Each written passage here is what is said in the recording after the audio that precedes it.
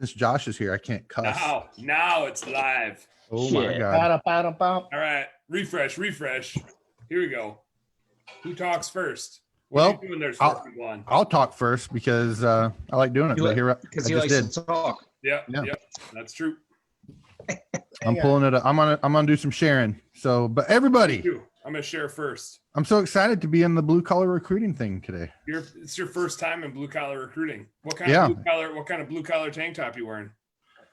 Actually, I'm wearing a Dan Platta special. Oh, the Buddha. Yeah, that's a good one. Yeah. So, hey everybody, welcome to Blue Collar Recruiting. We've got a good one tonight. I'm Shawn Day with Blue Skies. We've got Dan Platta in the house having a beer. 2 beers. Or so. Haven't gotten to the second one yet. He's got 3 hands and 2 beers. Yeah. And we got Bobby Walker in Florida. 2 beers in my Yeti here. In the Yeti. And the man, Josh Taylor's going to talk about sales tonight. Josh was here 2 weeks ago, and I think we had about 1,000 people coming through, taking a look at stuff. And hang on tight tonight because we've got a couple freebies we're going to give away tonight too. I've got something we're going to give away that's a step-by-step blueprint on how to recruit the right way. And we got to start thinking about that like about 3 weeks ago. And so we got the capacity side of that called employees. And then Josh is going to lay it out tonight. He's got like the Mike Gerber from eMyth has nothing on Josh when it comes to the process of sales, man. I'm telling you, I got it this morning and it's really cool because it's a lot, but it's not, and it's simple, but it's effective. And just to give a little bit of background too, wait a minute, I'm going to get in trouble. Bobby or Dan's going to yell at me here. Hit the like button, share, and all that good stuff. So Josh is going to go through this, but Josh, how many salespeople did you hire last year when we connected and started doing some business together? We had none in the beginning of the year. We had 5, I think, by mid-May. Okay, so 5 in a couple months. Yeah. Yep. And then obviously we got some techs out there, and did you get an ops manager or something like that too? Yep. Yeah. You guys hooked it up, man. We got an ops manager. We hired 5 sales guys, and then we increased the service department. I think we had 2 or 3 guys come back, and then we were up to, I think, 13 or 14 in the service department by May, June. Yeah. There was something cool I saw on my phone just before I was screwing up and couldn't get on in time. Was I guess there's another $300 billion or something like that just got signed up for that PPP stuff again. So if you didn't get it the first round, there's reapply. Yeah. $300 billion sitting around. And Dan will probably if you make a few comments here, and beg him enough and buy him a beer, he'll probably help you out with that if you do need it, right, Dan? That's what I do. All right, boss. So let's get into this because it's really good stuff. So Josh, you've got a salesperson you interviewed. We screened the living shit out of them, and we know that they got to your interview table and you hired them. What happens like right then? What do you do with a salesperson before you unleash them? Training, man. Lots of training. So we typically do about a week classroom training. And with that, they go through like the soft wash systems videos, since we do soft washing. They go through some of our own, we have our own PowerPoints where we put them through like disc model training. And then we go through our sales process, and then we teach them how to build packages, and we run through different scenarios and do, a lot of role playing. And we do probably a solid day or 2 of role playing. Nice. And then after that, they go out in the field. They go out in the field for anywhere from 1 to 2 weeks. It's normally about 5 days, honestly. They'll go out with the techs, sometimes half days, and just watch them, watch what they're doing. They get a little hands-on as well. And then after that, they went out with me last year because I didn't have anybody to really mentor them. Let me ask you something, because we talked about this last time real quick with so when you start to train a salesperson, I would get, like I said a couple of weeks ago, in January, before all hell broke loose with the economy and this virus, I was getting so many calls about salespeople. I want to hire a salesperson. I want to hire a salesperson. Go over just very quickly, because we're doing this 100% and I want him to sell like crazy. Then I've got some people saying, yeah, I just want him to answer the phone and do the schedule. And that's not a salesperson, so what's your definition of a salesperson? Because there's a variety of different things out there that I hear. And then tell just real quick how you pay your salesperson. Well, we call them territory managers, right? I think it adds a little perceived value to it. When people hear sales, I think some people can get a little turned off by that, maybe a little more defensive and guarded, if you're coming out to sell to them. Yep. So we call them a territory manager for that reason. And then as far as like the pay structure, we do a base versus commission, or a base against commission. So we offer a base. They either agree to it or they counter. If they counter, we come to an agreement. But the way it works out, really, it's a commission job. So what you're doing every month, you compare their year-to-date base versus their year-to-date sales or year-to-date commissions. Once the commissions exceed the year-to-date base, they're issued a commission bonus check at the end of that month. And then it restarts. Well, it doesn't restart, but it recalculates at the end of each month and subtracts what you currently have paid them out for the year for their commission bonus. And then they can continue to get a bonus. So after being seasonal, you can expect they won't exceed their base most likely in January, February, because it's cold. We're not, in exterior cleaning, it's kind of the slower month. Some companies, I think, even shut down. Right. So March, April, May, that's when they should start drawing their commission checks. That's when my life goes really well, when I don't have to worry about recruiting some crazies in Minnesota, man, for Platta. It's always be recruiting, absolute freaking nightmare out there. We were recruiting window cleaners in January this year. We started posting at the end of January. We were. Yeah. I was busy. I was busier in January recruiting than I was like literally 3 months prior to that. It was crazy. So Josh, right? So you got him back into training. You've got a salesperson out there. And well, real quick, Shawn, and one thing you would ask me too is, how do you define a sales? Person, right? Because and I think there's just different types of salespeople too. We talked about this last week when I was on, or 2 weeks ago. You've got people that are really good at hunting, right? That maybe have been in sales. They're good at prospecting. They maybe come to the table with a network of people that they already work with. Maybe it's property managers, building owners. They've done business to business sales or something like that in the past, and they bring that to the table.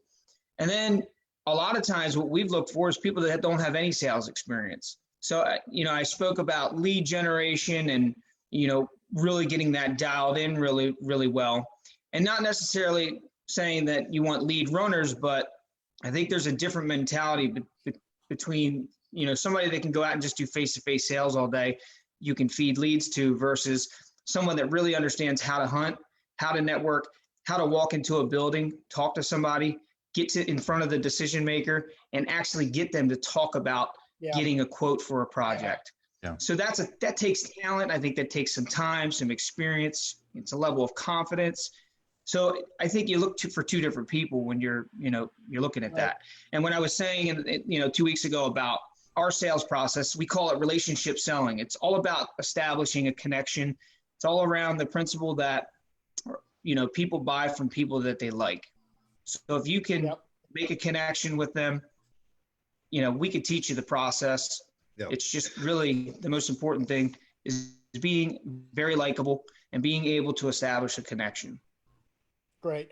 And we talked a little bit last week with Dean Smith was on, and veteran power wash or power cleaning. And he talked a lot about setting the expectation in the job posting, in the job description, on what you want, how much that person's going to make. Okay. Not anywhere between 20,000 and 65,000, but what you think he's going to be able to obtain, or she. And then the culture part of that too, all has to be laid out in the job description, because one of the toughest things that I sometimes have to explain is to business owners is, if your culture and that paycheck does not match what was in that job description, that person's going to last a good 2 to 3 weeks and then go. Yep. I mean, it's you cannot miss that, and I can't underscore that enough. So let's go back here to so you're sort of at phase one, the intro. So tell me about real quick the simulation, and then we'll go on, because it's sort of like that's what you're talking about, role playing. It's like a simulation type of thing. Yes. Yeah. So it's just like they play customer, I play salesperson, vice versa. And we just go through our sales process, start to finish, like walking in, talking to the client. What does that look like? How do you introduce yourself? How do you set the expectations ahead of time? We're going out and we're looking at trying to upsell, right? So we're trying to do the value packages. They call it a good, better, or best, but we start with the best, better, good kind of model. And so we're always looking for more of an opportunity. So we try to set the expectation. Hey, look, Mrs. Smith, I'm out here. I see you, wanted to get a quote for your house. If it's all right with you, anything else that I see, I'll go ahead and, price out separately for you. That way, in case you want to get it done today, we can package it together. And even if not, you'll have a price, maybe a year from now, whenever you're ready to move forward and budget for it. Yeah. So setting the expectations, just what that looks like, the scripting behind it. And then we move through the whole process. Let me touch real quick on the script, because there were a couple things I saw in here. Do you, and I love this, you have a salesperson that you literally tell them and train them to say, Mr. Smith or Mrs. Smith, I'm on my way to the appointment. Can I've got some coffee and bagels. Would you like me to bring some coffee and bagels? That I'm looking at your script on how you do those things. Is that something like every time that's got to be part of your process, or is that just something you threw in there? Every time. Yep. That's a big one. They make a call when they're leaving their first estimate or the estimate that they're currently at. They provide them with an ETA, and they give a very friendly introduction, and they ask them, hey, listen, I'm going to stop and grab a coffee. Can I get you anything? Bottled water, gallon of milk. And it just kind of sets a nice friendly tone. Okay. So it's definitely That's process. not a deal breaker. That's got to be definitely part of the process. How many gallons of milk have you delivered? How many times? For being honest, 0. But that's not, and I expected that answer, but the point is not, put yourself, let's reverse the roles for a second. Whether you're at someone's home and they offer you a glass of water, you don't take it. That was still a very friendly gesture. It still does a good connection. That would be, we don't do that. And I'll probably start doing that, but that's in my company. This isn't with sales. This is just everything. But we call it the little things, the little things customer life cycle, and all these little things that you do, from your ad to answering the call to the on the way call for the visit and everything.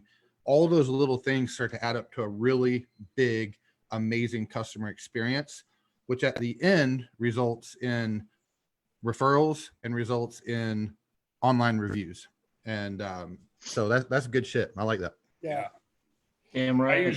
I would just tell you, like, hey, can you grab me a 6-pack? Just a 6-pack. It's not a lot. It's funny. So you had me thinking, because no one's asked for milk. Someone did ask for a pack of cigarettes, and I did take them, but it was a friend of a friend. So they did ask me to pick up a pack of cigarettes. Yeah. The friend of the friend of the friend. So you've got the groundwork all laid out and train, and we're still going through part of the training.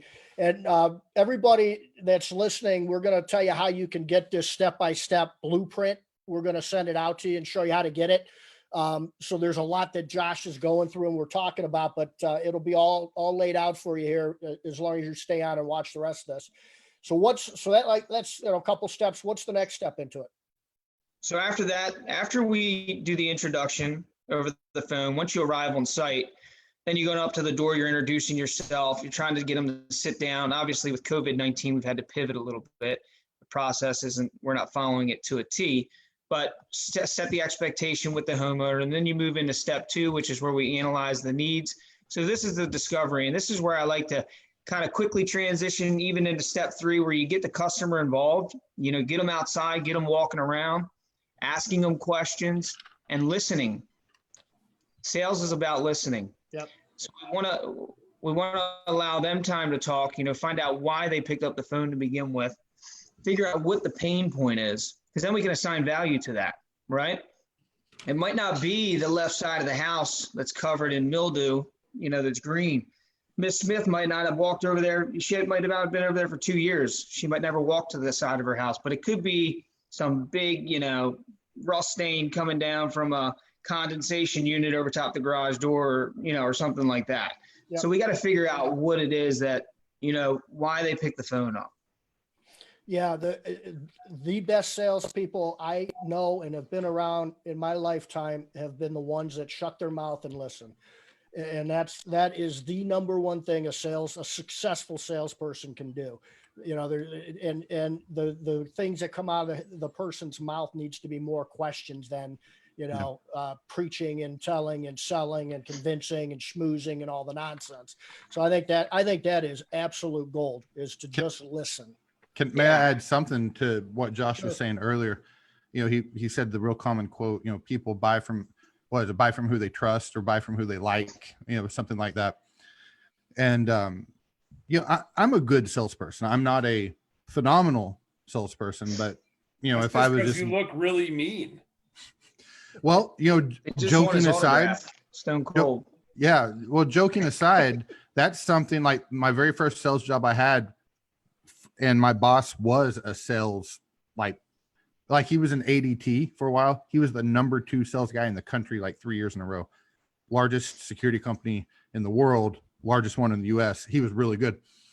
One of the things he told me, which is not what I spoke up to interrupt about, but he had told me, he goes, listen, man, he goes, you're not friendly looking. He goes, you're a very friendly guy. You connect with people, but you have an automatic thing you have to overcome the second they open the door. But that's not what I was going to say, but thanks for pointing that resting bitch face you got. Yeah. Thanks for pointing out my faults. One of the first things you need to say is you don't have to hide your kids and where you going, and I'm sorry, and I don't have a gun. And then can I talk to you? Yeah. I don't know about the gun part. Yeah, no, he's got but back to what I was going to comment on with Josh, with just some personal experience. So I'm a good salesperson. I'm an above average guy that, I do a pretty good job at selling. But my son Caleb has moved into sales this year. He moved full time in February, and I knew he was going to do well because he had done some stuff. He just wasn't doing it full time, but we had put him out there. And I originally thought, you know what, I'm going to send him to like the smaller stuff. If we get leads for like big ones, I'm going to do that myself. He's kicking my ass. I've unless there's just overflow and he can't get to him. And our other guy that actually just recently resigned because not for bad reasons, but bad for us, but not bad for him. I was just doing overflow because people like that son of a bitch. Now he has this special thing about him. One, he's a young, good-looking kid that's professional. He does look more like Melissa. Right. But 2, when he starts talking to people, he's like, yeah, I started this business with my dad when I was still in high school and blah, blah, blah. Well, all of a sudden people love him because he's a young guy that's responsible, that started a business. He's not even 21 yet. And now he's just, he called me today, the things have, it looks like started to get better for us on our leads since all of this has went down with the virus, but people love him. And even though I might be a technical better salesperson than him, he's just mopping the floor. He's got that moxie. Connecting. Yep. Real quick, this is the most important part of the process. So this is, the connection discovery is the most important piece. And I like to spend a lot of time on it because of that. Like, people will tell you how to sell to them if you let them talk. Yep. You want to find out, what do they value? What is important to them? And you want to deliver your show when you get to the show part, or deliver your differentiators or your value in a way in the form of questions rather than telling them. Because if you're telling them, you're selling to them, and it comes off real pushy. You got to be really careful with that. And it could go as something like this, like, man, Mrs. Jones, that is a beautiful flower bed you've got there. Your landscaping is gorgeous. How much time do you spend on that every year? What's the secret? And then she gets talking about her flowers and how much she loves plants and puts this time into it. Oh, that's great. Well, by the way, we're an eco-friendly company. We have a product specifically designed to protect your landscape. It's called Plant Wash. Yeah. So it allows us to like get in there without just, hey, by the way, we got Plant Wash. It's awesome. We're going to put it on afterwards. It'll protect everything. Oh, and then we're going to do this, put this wax on. And so if you can just structure it in the form of questions, it allows them to talk. You can figure out what's important to them. I talked to one customer about waxing on, and a lawsuit and a lot of money later, I have not done that ever again. So I got to hit some comments here. So Jeremy Brook chimed in right away. He said, the biggest thing I've been learning, always recruit and keep that pipeline full. And I don't want to like correct him because that was a good comment, but what I think he meant to say was always be recruiting. ABC. The ABCs, man. Jeremy, Brendan boy, he's McCaffrey's got a 7-month-old. He's out in New York. He said he doesn't know how he's still up, but you know he can't miss it. You know he's got FOMO. Brennan's the next guest on my podcast, by the way. Brennan, we got to set that time here for the next day or two. So, and our boy Ryan Edrington said, should sales reps take disc training, or should they just stick to selling value and not worry about personality? I need to interject on that. Ryan is actually talking about disc golf. He doesn't even know what.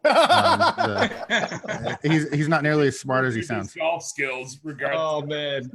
So he followed up and said, people get caught up in disc, but if you are sticking to value, does personality really matter as much? Thoughts? I think disc is very important. I think it all goes together. I think when you talk to a good sales guy, they naturally do this stuff, or sales gal. I don't want to, sorry, girl guy, but a good salesperson. So you're going to get Ryan in trouble. Yeah, I think a natural salesperson is just, they do that. And I don't think they just even know they're doing it, right? They're mirroring, they're talking to an S or a C and they're lowering their voice. They're talking slower, they're being more analytical. They're going off for all the details, exactly how they're going to do things. Whereas if it's an I or a D, I'm being real loud. I'm coming in. I'm going to tell you it's going to be this. This is how we're going to do it. I know you got your time's really valuable. Boom, boom, boom. But yeah, you can say all the same things and the same value. But if I show up in rags, missing half of my teeth, it doesn't matter what the hell value I talk about. Well, basically what we're talking about is Tommy Boy versus Richard versus David Spade. I mean, David Spade's the numbers guy and nobody likes him and he's the geeky, but he's got the numbers, he's got the value, but there's no personality. Tommy Boy's got the personality. And if I had a butcher and something up or something, I can't remember how that line goes, but I mean, that's really the difference. You got a number. Stick my head up a cow's ass, or I can take the butcher's word for it. I've seen it 100 times. All right, I got one more good one here. One more good one, and then we got to jump back into it. Our man Brent Burkwall's on. Yes. Check it out. The man, the myth, the legend, Brent Burkwall. He's actually our manager in Minneapolis here. He's a stud. He is, man. He said, how do you train your technicians as salespeople out in the field? Like, question. Is there a good way to train them to get better at upselling when they're out in the field? Bobby, this is you, right, man? This is all you. Well, you know what? I have some good tips that have worked for us, but I would say we're not excellent at this. A part of the reason, and I'm kind of curious to your feedback on this, Josh, is we sell like you do. We go out in person and we quote everything and build, bundles and stuff. So when the technician gets out there, there's not going to be something that he's going to be able to recommend that we didn't already recommend. But now this works with a salesperson as well. I think the biggest thing for your technicians is the I notice, I recommend thing. So your technician can be like, hey, Mrs. Jones, even though we already quoted it, I noticed your thing over here is dirty. I'd recommend while we're out here, we can go ahead and take care of that for you if you would like.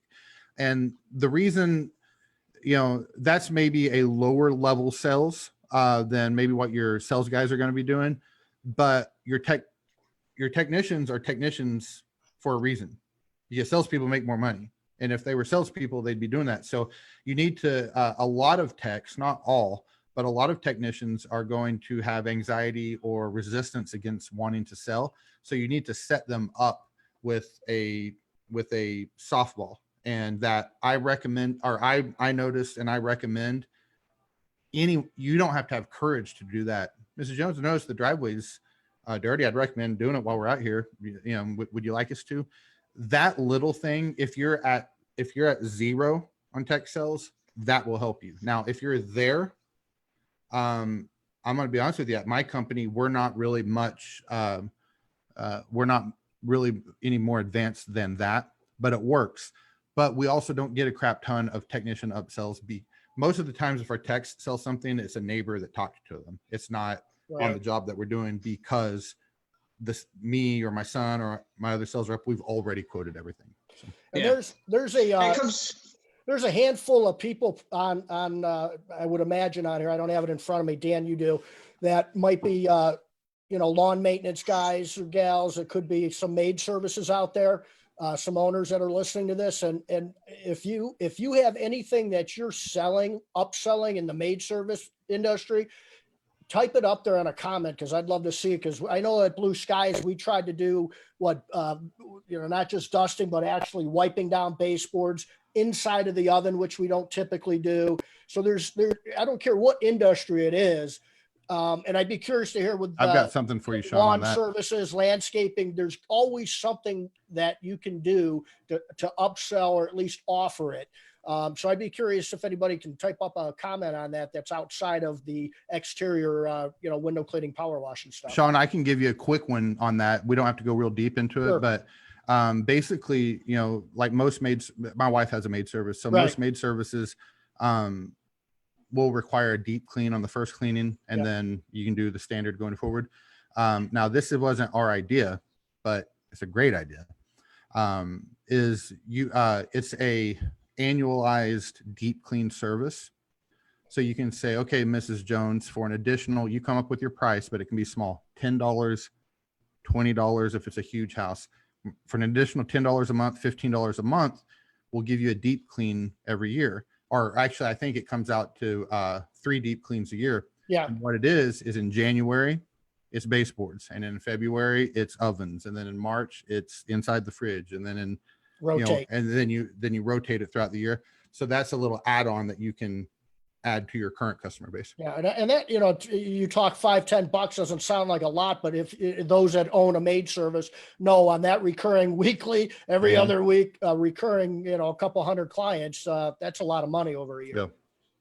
All right, let's get back on track with the sales stuff with Josh. Well, what's Josh's thoughts on the technician thing that do you think I'm on? Yeah, I would just say what Bobby said. My techs are techs. I use them as a referral machine. And what we do is we give them $50 if they can get a referral, if they can get a lead from a neighbor of a current client or a family member. So when they're on site, if they can get us a lead, but it has to be a neighbor, someone in that neighborhood, or a family member of a client that we service. Nice. We'll give them $50 for every lead. But we do the same thing. So it's face-to-face sales. We're out there. We've already priced everything. They have that sheet to refer to. So there's not a lot of time or room for them to upsell. But again, just different models. If you talk to Kaplan with zero res, their guys would go out and they would easily upsell a couple $100 a day.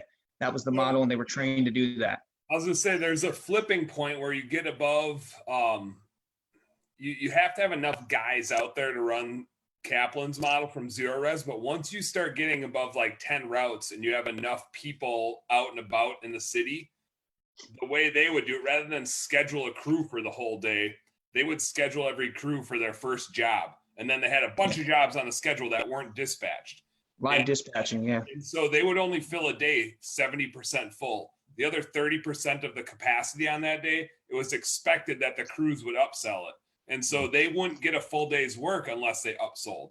And so they had a big time, similar to what Bobby said, in that it's like, I noticed, I recommend, but they would have their steps that they would go through in every house, because everybody would book the 3 rooms, 0 resified for $149 or whatever it was. And their average ticket would be closer to like $500 because they would just go in and once you got to that house, it was, I noticed this, I can do these rooms, I can do the animal treatment, whatever it is. I see you got a dog, we got this special pet treatment. So that was what they were trained to do. And they wouldn't get their next job until they called dispatch.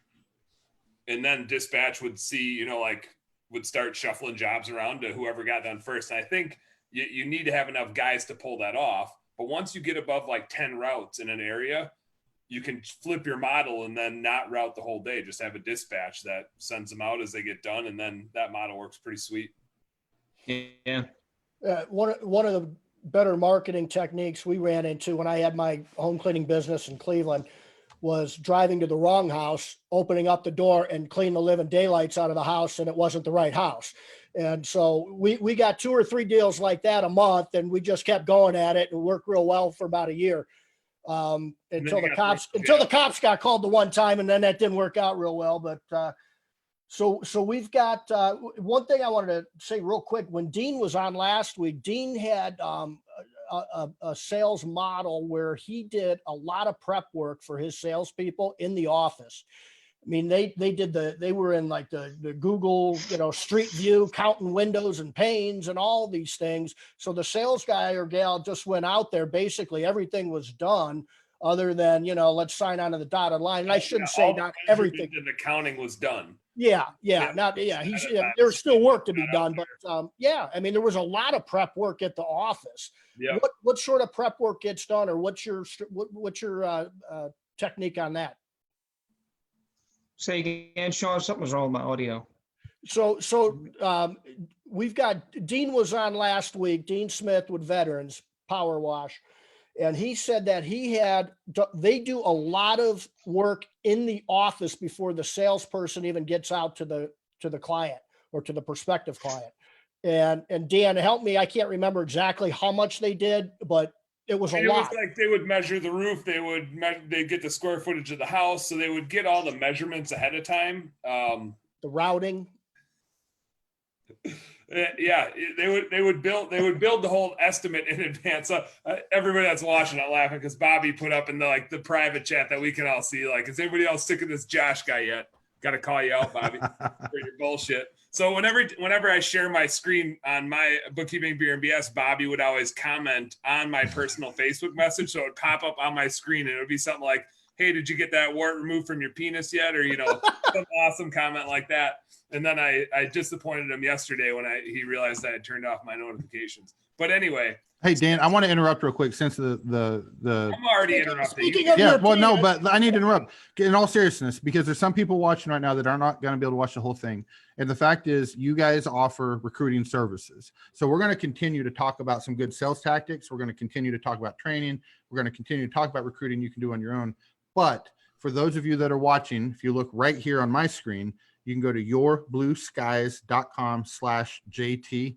And that's where you can get in touch with Shawn about recruiting services. So if you guys need help with that, even if you're just interested, okay, go to yourblueskies.com/JT. And the reason you want to do the /JT is Josh down here, I think on my screen, Josh gets a little love on that too. So don't just go to .com, but go /JT. And then these guys will talk you through the options that they have. I'm going to tell you, I think the best way I can describe these guys is to give you the negative about Your Blue Skies and the recruiting service is, holy shit, they give you too many leads. There's just a whole lot to come through, and it makes you work, and they vet things, but it's like, if you want to hire some people and you need when I say leads, you need, I'm talking about candidates. You need interviews. Yeah. These guys, they can hook you up. So I know that was a rude interruption, but it was appropriate for right now. So go to yourblueskies.com/JT. All right, back to your interruption, Dan. I forgot what my interruption was, but so Dean Smith. Who invited this guy anyway? I don't know. Yeah. You know what? Yourblueskies.com/JNE. Forget that JT stuff. Yeah. So yourblueskies.com/horse-sized duck. Yeah. So Dean tries to get everything done for a salesperson in advance so that they could just go out and focus on the relationship. And he believes it allows them to get more appointments done in a day if they measure whatever they can measure from the office, so that they're not walking around the house measuring. So. He was doing like 8 or 9 deals a day, going out in estimates. That's a lot of estimates in a day. It's a good Yeah. point. Yeah. Eight's a whole lot. We used to send them out for a lot, and we scaled back. So we try to do 4 to 6, and honestly 4 to 5 is the sweet spot. for us. But I do like the idea of that. It sounds interesting, and I'm sure it works really well for Dean. My guys will say that my sales guys will go out and even the night before they'll start looking the property up sometimes and measuring out stuff so that when they get there, they can, take more time to really just talk to them. But again, as we move into the sales process, you move from step 3 into step 4, you're going to start taking measurements and getting into, mapping everything out using the satellite. We use planimeter, which is a map for the roof. So yeah, the more time you can spend talking to the client, making the connection, the better. So if that helps you do that and you're running 8 leads a day, then I think that's a great idea. So when you get all the measurements done, and I don't know that we need to touch on a lot about that, but if you want to interject anything, Josh, feel free, because you are the man when it comes to this process. 4 or 5 sales guys, and you're crawling up on 2 million at the end of this year, maybe in sales if things go well. I think people ought to listen. So if there's anything else with the measurement, let me know. But if not, you start to get into talking a little bit more about, is it the value at this point? Here's the measurements. Are you at the kitchen table now, or what are we doing now? No. So once we get the measurements, then we're going to go back in and talk to the client. So when you get the measurements, you're putting the proposal together, you're building your packages, which takes some time and some work. Building packages is just putting some prices together, bundling them, and coming up with a percentage. You got to work it out in your head. And there's a way to do it. There's a strategy behind it, which we can unpack another time. But basically, after you get your measurements, you start putting the proposal together, building your packages based on the needs and based on their wants. Once you are finished, you go to the door, and the goal is to try to get to the kitchen table. You'll hear Pat Clark say this all the time: get to the kitchen table. When there's something about people, asking you to come into their house and welcoming you in.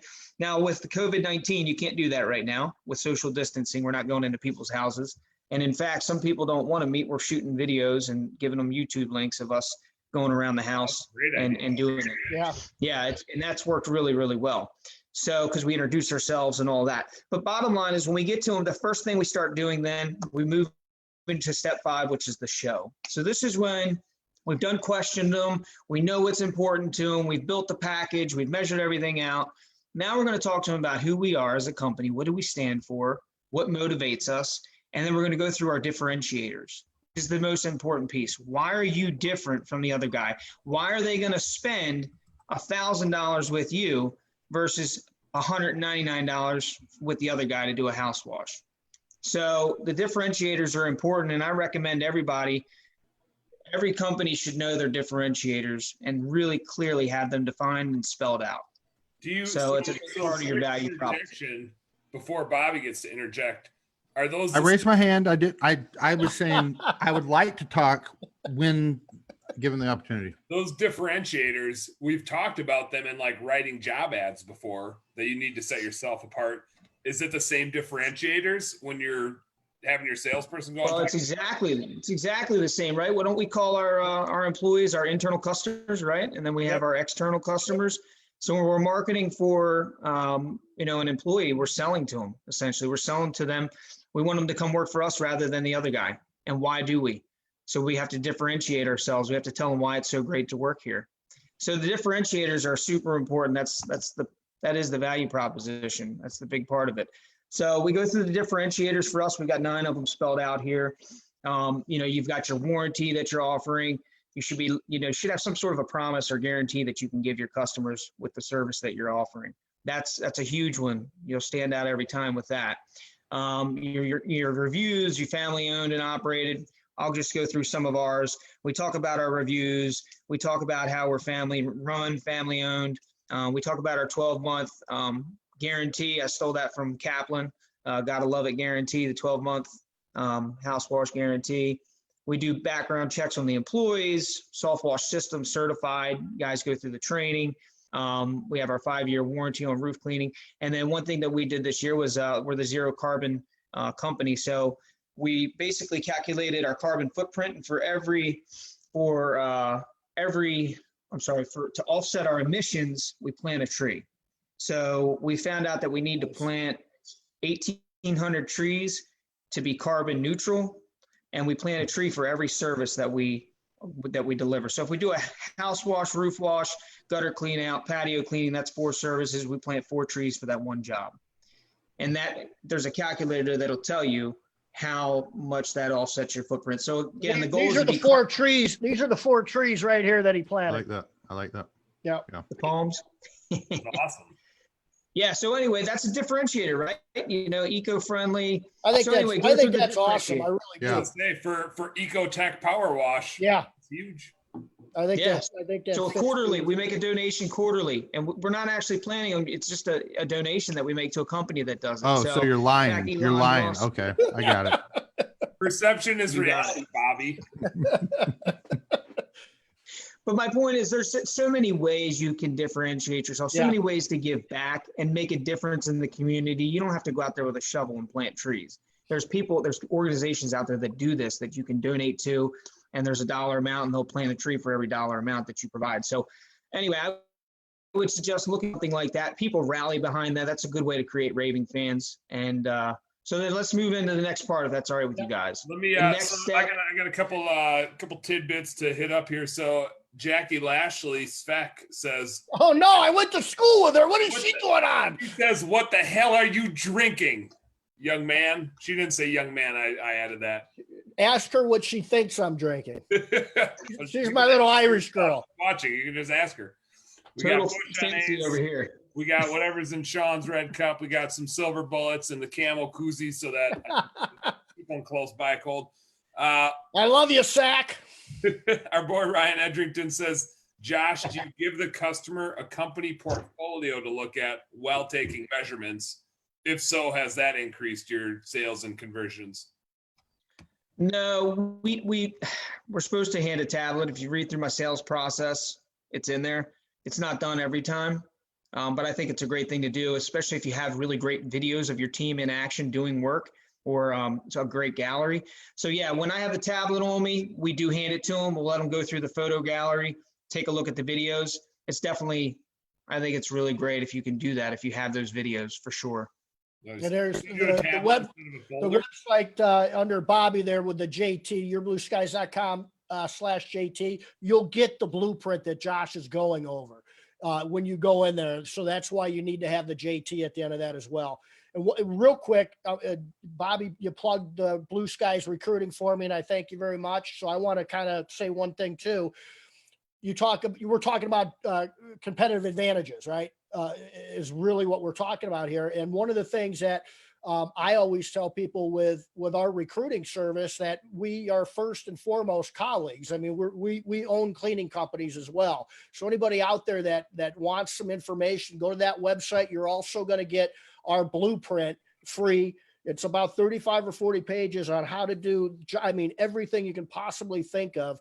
And if it's something after you get that you just don't have the time to do or don't like to do, that's where we come in and we'll take care of it for you. You're never going to find another company, one person show, whatever it is, that owns cleaning companies. I own one for 20 years. Okay.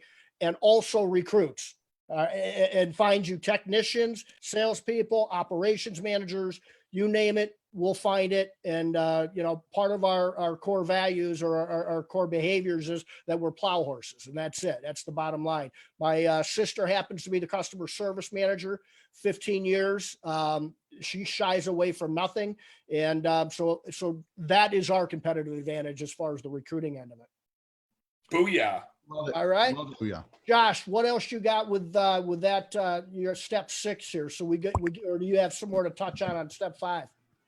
No, that's it. I mean, you got to deliver your company story and deliver the differentiators. Hey, Josh, just to answer a question, and I know you're ready to get to the next one, so I'll keep this to 30 seconds or less, but someone asked a question in the chat because I was going to ask you if you did it and you already answered, but they asked about, we do leave a packet.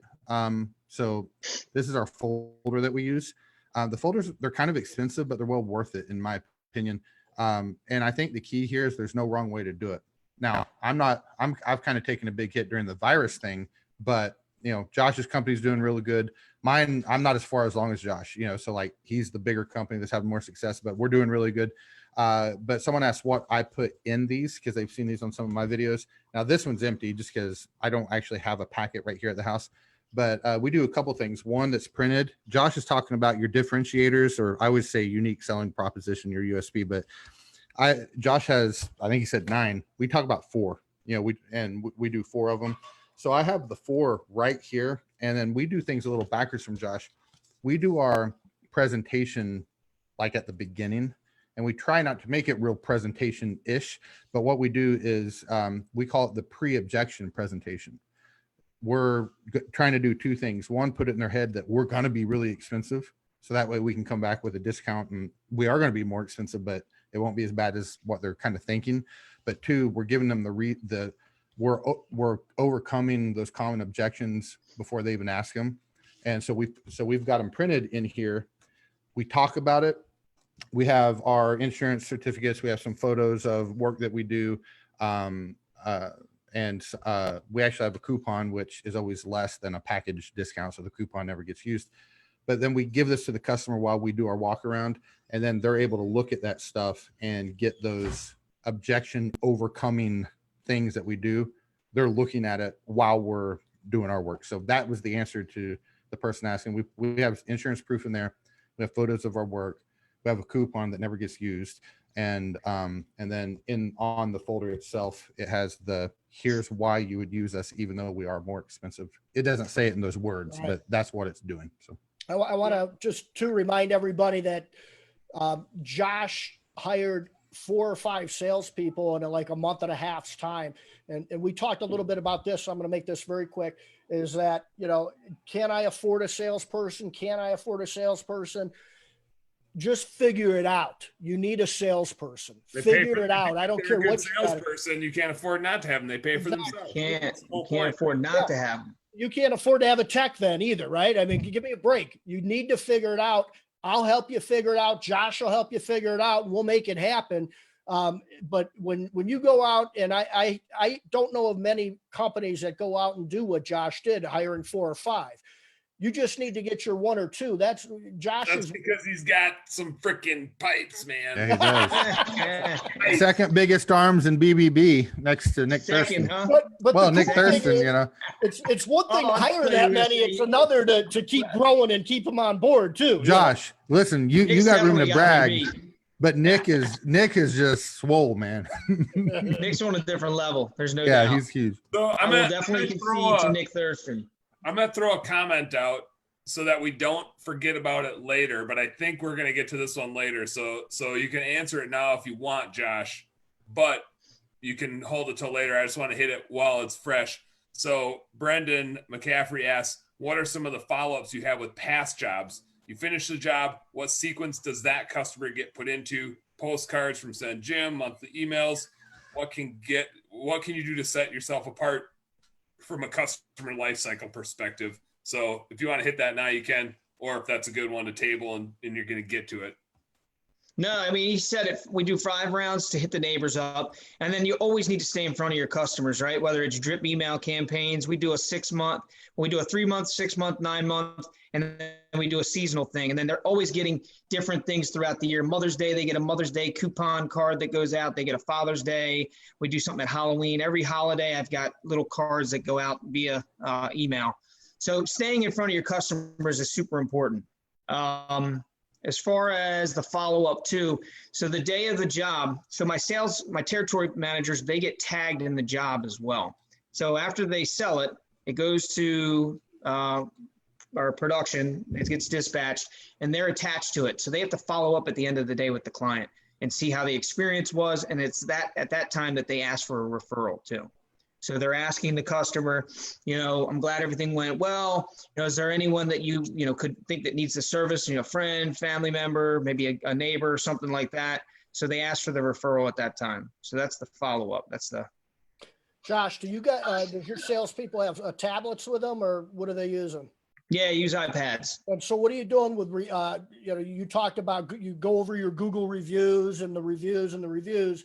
Are they somewhere along the process going, and oh, by the way, here's my tablet. Can you go boom, boom, boom for me? Yeah. So we too early in the process. Yeah, we have all that automated on the back end. So I have automated email sequences and text messages through Service Autopilot that go out.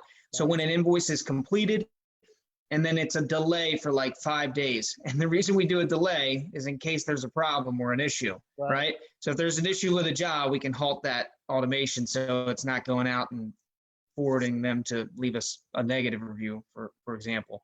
So, but anyway, it gives us time to fix it and deal with the problem if that's what happens. So we've automated that sequence. It's kind of like not as built out, nowhere near as like a nice job or anything like that, but it's an automated thing. It just takes place when an invoice is closed or when a job's completed. I think that's the trigger.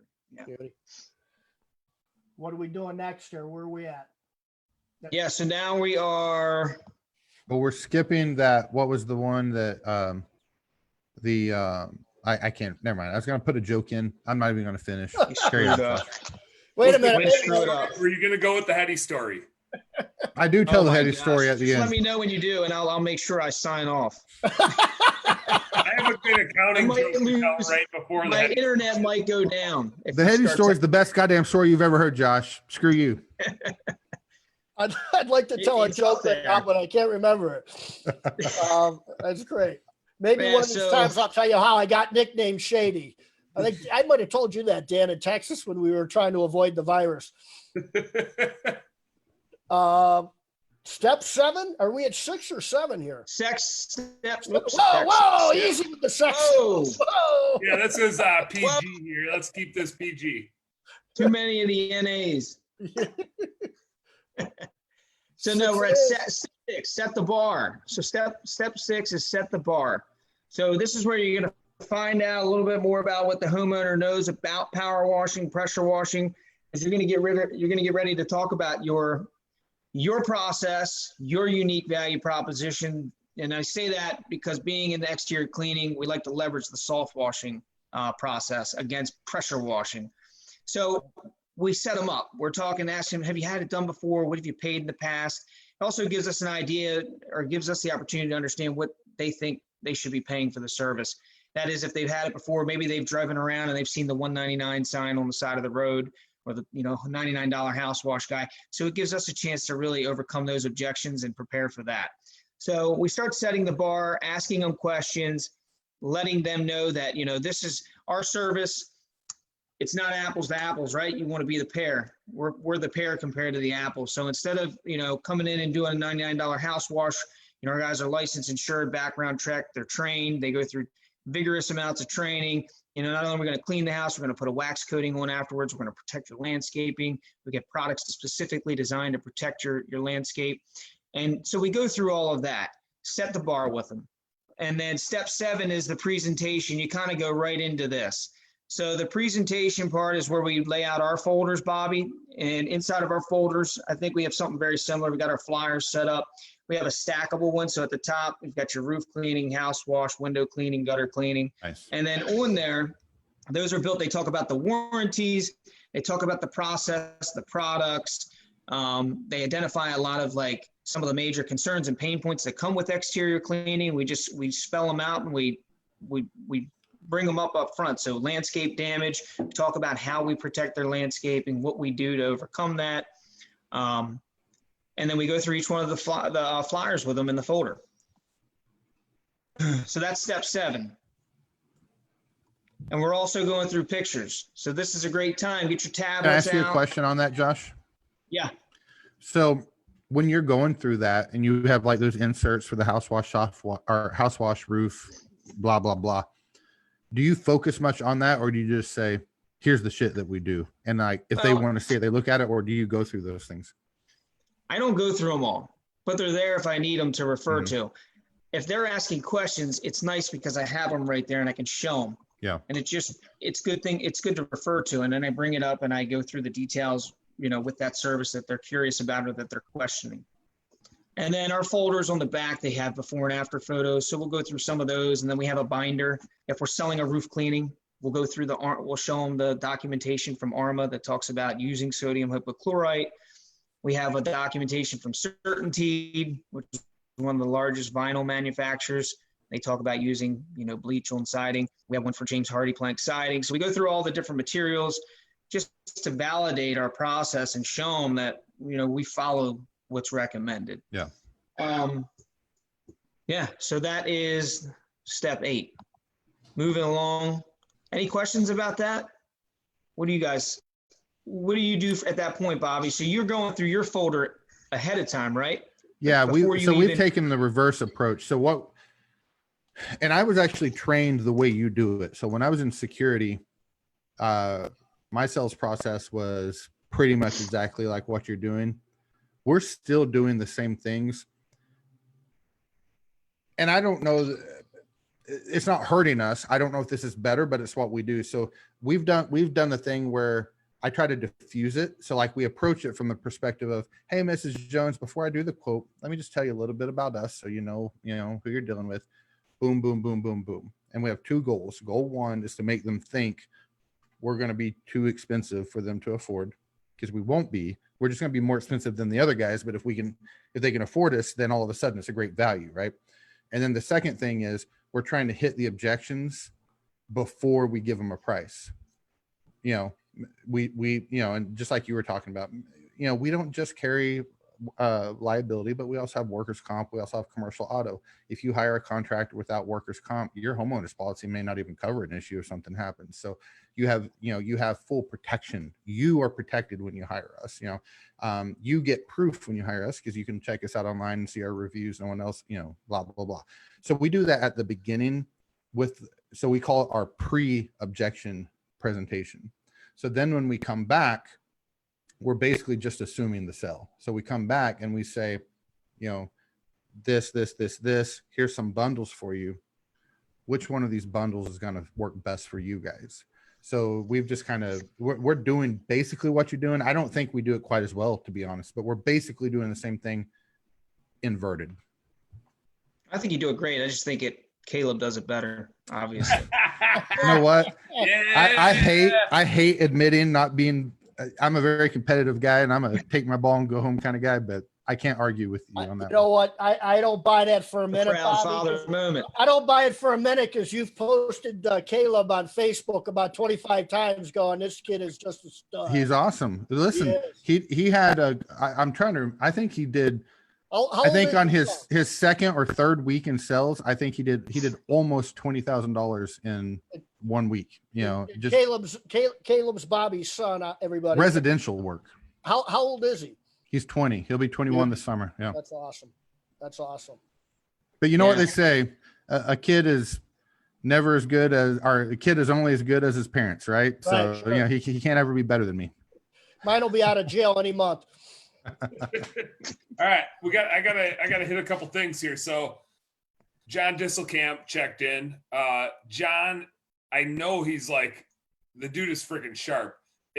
Let's just say you asked him if you'd rather fight 1,000 duck-sized horses or 1 horse-sized duck, he would take the wise answer and say the 1 horse-sized duck. I know he would. I've heard his podcast with Bobby. The dude is a freaking wizard. And John, that's why you're never invited on these things. The dude just knows what he's doing. He said, why do I never get invited to these? So I'm pretty sure next Thursday we're breaking down the janitorial market. Yes, absolutely. Pretty sure that's what John just said. Absolutely. We got a lot of janitorial commercial people on this one today. We had a lot of people coming out of the woodwork the last couple of days. Nice. Yeah. So John, next Thursday, you're on, man. Or Wednesday. We can talk. John, we do bookkeeping with John too. So we'll talk to him Wednesday and Thursday, maybe back to back. Ryan Edrington chimed in, said, what about qualifying over the phone versus in person? Especially Ryan, that's the stupidest question I've ever heard. I think it's great. Hold on, Josh, before you answer, for anyone that doesn't know me and Ryan's one of my best friends. I'm just being a dick to my buddy. So anyway, carry on, Josh. Yeah, like usual. Yeah. If Bobby's an asshole to you. To your buddy, I love you. Like that to everyone. No, only people I love. Anyway, carry on. Answer that question. Yeah, you should pre-qualify them. I love that. Yeah, we rate the leads. So ask them a series of questions. Figure out the urgency level. Is this something they need done right away? Do they need it done next week? We have a point system, and it's based on, like I said, we ask them 3 questions. We ask them how soon are you looking to get it done? What services are they specifically looking to have done? And then we also ask them or we look the house up. That's what it is. We look the size of the house up, and if it's over a certain square footage, then it qualifies as a higher ranking lead. So those are the three things that we look at, but you should pre-qualify them. Absolutely. And then high quality leads should go to your best salespeople. That's the other part of this, guys. So if you take your best leads, you want to send them to your best salespeople. I like that. You gotta start your AT, man. Michael Jordan didn't sit on the bench. Nope, you don't set Michael on the bench, dude. So and you don't give Shaq your free throws. That's right. So listen, back to the now we got to close them. Well, real quick with the presentation folders and moving into the pre-close. When you're talking to them and you're going through those flyers, it's important to really sell them on the results, right? What is it going to look like? We want to invoke some emotion at this stage of the game. That's what we do with showing them the photos, talking about the warranties, talking about how great everything's going to look afterwards. Sell the results. And then we move into step 8. That's the pre-close.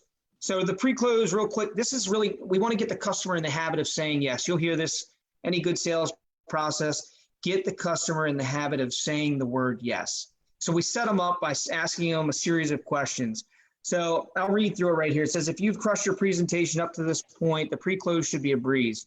So it looks something like this. Mr. Smith, let's get down to business. If you're like me, there are really only 3 things that really matter in hiring a contractor. The first is in the confidence in the company that you're hiring. After your appointment today, do you feel comfortable with Ecotech Power Wash being the company that you choose to do business with? And you wait. You wait for an answer, and you get your yes. Yep. The second thing you're looking for is a quality service. Would you agree, after looking through our folder, that our services we offer are of quality? Would you be satisfied with these? You wait for the yes. And then you ask them one more question. The final question we have here says, final thing that you're looking for is a fair price for your project. Would you agree if you were able to negotiate a fair price, Ecotech Power Wash would be the choice? And then you get your third yes. So that's the pre-close. And these don't have to be the questions that you use, but you should get the customer in the habit of saying the word yes. Man, that's freaking gold. I think the one thing that you can't gloss over, I think, is absolutely, and we keep saying this is the most important thing. I'm telling you right now, we touched on it when we started this. The salesperson that runs their mouth and runs their mouth and runs their mouth is the worst salesperson that you can possibly have on your payroll. And you said it. There's nothing else to really sell. You've gone through the processes. You've gotten to this stage. It's a matter of asking for the deal and then shut up. And you see it on Shark Tank. You'll see your Cuban will sit there and scream at people. Shut up. We're going to answer you. There's 5 sharks ready to give $10 million to this idiot, and he's running his mouth, still selling. And I'm telling you, silence is beautiful, because if you're a salesperson and you can discipline yourself to do that, it's very difficult for a prospective client to say no because of that silence. And if you've never done that, you don't know what I'm talking about. But trust me, it's gold. That's the number one thing a salesperson can do. Shut your mouth and let the deal happen.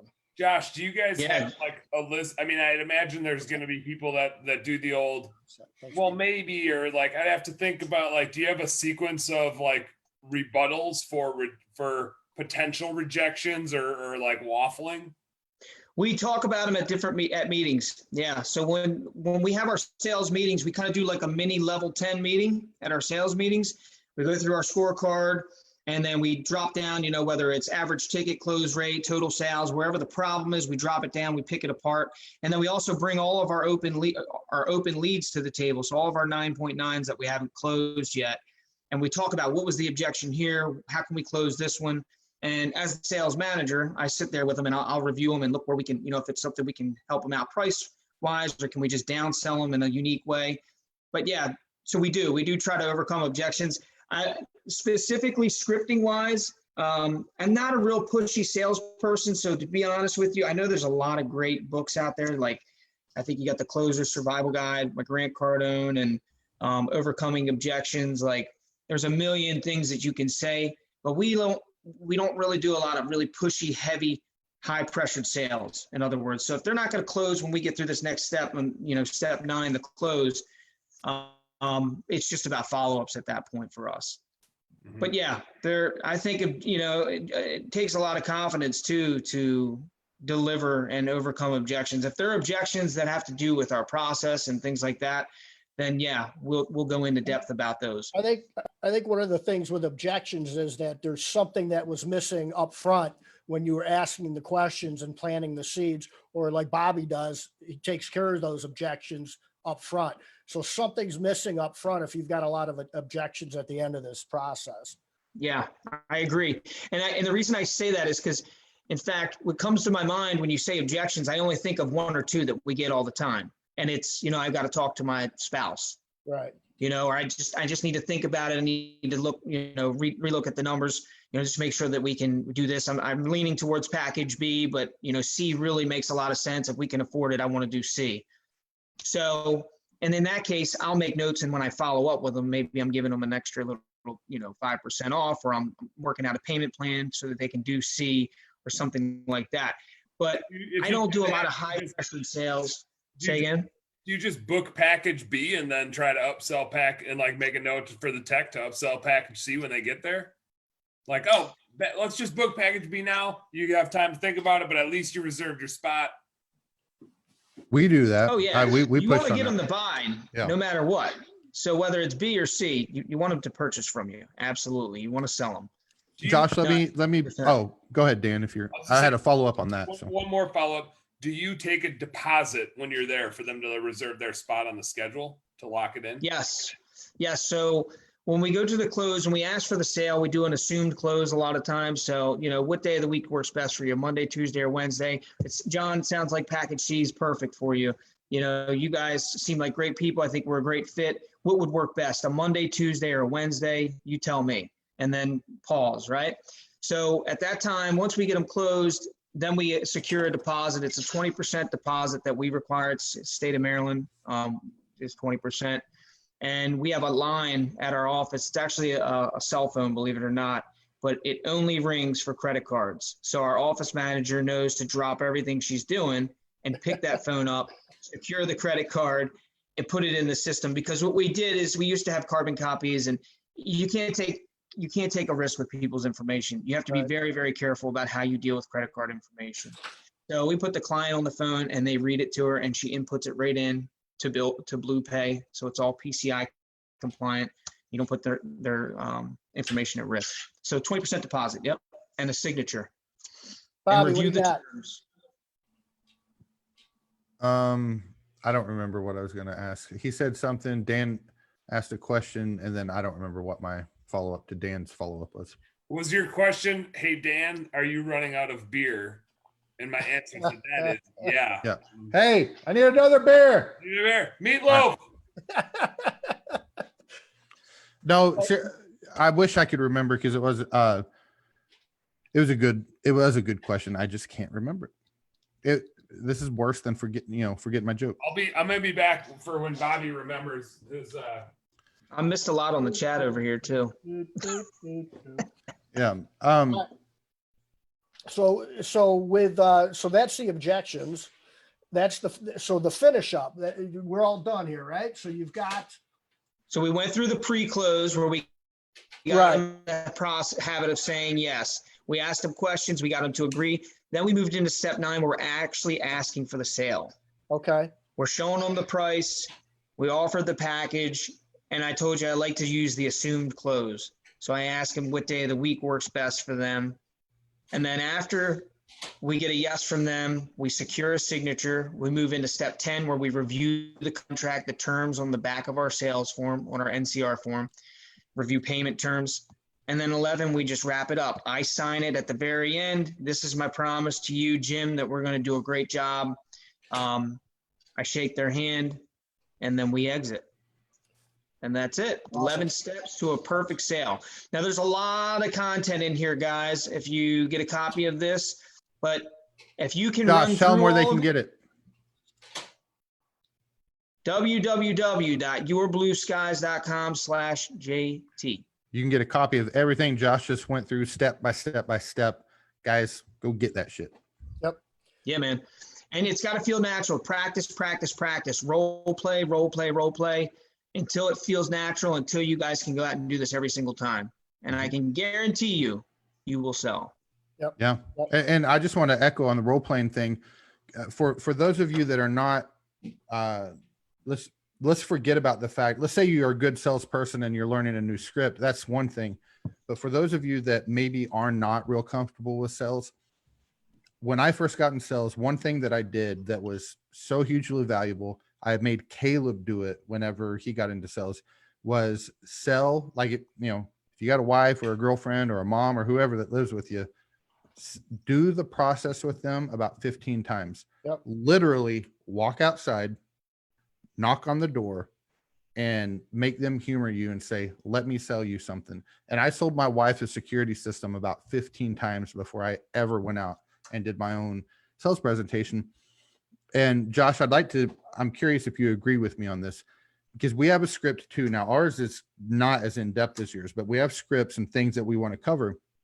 But the point is not that you say these exact words on this paper. The point is you communicate these bullet points in your communication style, because people, they don't want a robot. Josh and myself and Dan and Shawn, we have the information that we need to be presented to the customer, but it needs to be presented from a human and from your style. So you need to memorize that when you're doing the practice runs. Run through that script, memorize that damn thing, not because you're going to say every little word in the script, but because in different situations, you might need to say certain words in that script and you want it to be boom right there. You want it to be fluid, not, oh, loading. Oh yes. Here's what the thing is. Does that make sense?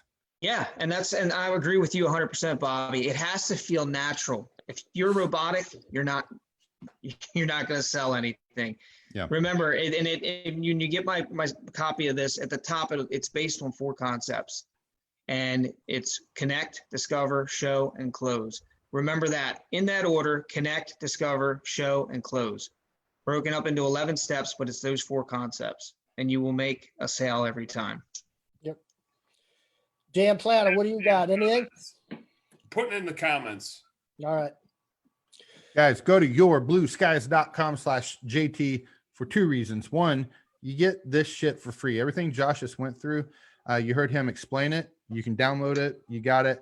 Also, check out what Shawn and Dan have for recruiting services. We're all going to need to be recruiting like madmen when this thing is over. And the fact of the matter is, you probably should be starting now, because we probably have less time ahead of us than we do behind us on this thing. And you're going to need people. People haven't been doing as much maintenance on their homes. The economy's going to open back up. They're going to need us. And then you're going to be standing there like, oh shit, I'm not prepared for it. So check these guys out, because they're having a great deal of success right now with the recruiting. And probably the recruiting market hasn't been better since Trump's been in office. And I'm not making a political statement. It's just, unemployment's been so damn low. It's not low right now. You can kind of get the cream of the crop, where in the past they all had jobs. So check out yourblueskies.com/JT. What an opportunity right now, guys. Yeah. What an opportunity, especially if you've been fortunate enough to secure a PPP loan. What an opportunity to build an amazing team. Okay. That money has to get spent, and it's forgivable. I'm not going to get in all the details, Dan, that's probably your area, but from what I understand, it's 2 months, forgivable money. Build an amazing team right now. That's what the government wants you to do. Seize the opportunity. They just signed a $310 billion PPP addition onto what they just did about a month ago. So now's the time. And I can tell you with the recruiting, you're going to get the cream of the crop right now that wants to work, wants to get out there, real motivated, and they're leaders and they're managers. They're smart people.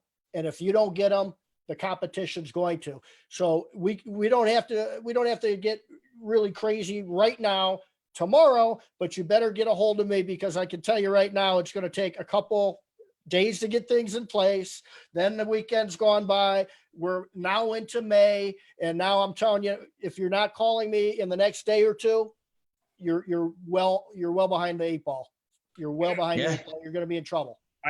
Shawn, I know I reached out to you guys today because we were looking at the math and we've got 5 guys going now, but we need 6 guys next week. And then we need 7 guys week after. We need 10 guys in May and we need 12 in June at a minimum to execute. And we booked more yesterday than we've ever booked. Ever. In the history of our company, in a day, we booked more yesterday than we've ever booked. In this economy, Minneapolis, and it was sunny out, and it hit 60. But the wave is coming back, right? Like people are going to people are going to crawl out of their homes. They're going to freaking run out of their homes, and you're going to be stuck with a ton of work to do, which is awesome. But like Josh said, if you don't have the best team that you've ever had this year, you messed up. You missed a huge opportunity because the A players are out there and they're looking for jobs. So get them right now, right now. I'll wrap it up by saying one more thing. One of the tools that we use is we do resume searches. So I've got this huge database in a couple different areas of resumes that literally were updated yesterday or a week ago. Okay. Think about that for a minute. If you just updated your resume yesterday, you think you're ready to get a job? I've got access to that type of tool. We've got artificial intelligence that moves people and moves things. And I did probably 500 resume searches yesterday. And all of a sudden we've got a customer that's a lawn service guy. He's got a lead. He's got 2 guys cutting grass for him. It's just crazy. Look at somebody that just updated their resume yesterday, and I contacted 500 of those people, and now they're with my customers. So that's it. Cool. Anything else, anybody? Josh, you got any last words, bud, and we'll wrap this up?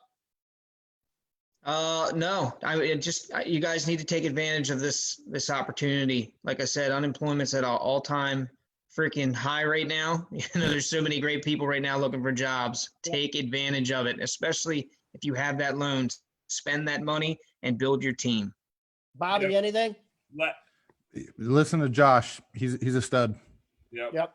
Go to, so just to be crystal clear, yourblueskies.com/JT for Josh Taylor /JT Money. JT Money. There's two things you can download out there. One is I got to figure out where I'm pointing here. So Shawn's above me on what's getting streamed here. He's over here on my screen. Oh, there we go. There it is. My boy Ryan. Ryan Day. Ryan. There he is. So get on to yourblueskies.com/JT. Get Shawn's 30-some page how to write job ads, how to recruit, how to filter, all the things that he does on the recruiting side of Blue Skies. And then Josh Taylor's this way from me. Also out there is his whole sales process. So there's something about the service industry where the magical number is just capacity equals demand. And so you need both this guy and that guy to do that for you. You need both of them. So follow JT's sales process. And when you do, you're going to need more of that guy to hire the guys to go execute on it. So go get it. Don't waste your time. Now well is said. All right, guys. I appreciate it. Everybody have a good night and tap away, like, share, and all that good stuff. Peace. Bing, bing. Peace Pew, out. pew, pew, pew, pew.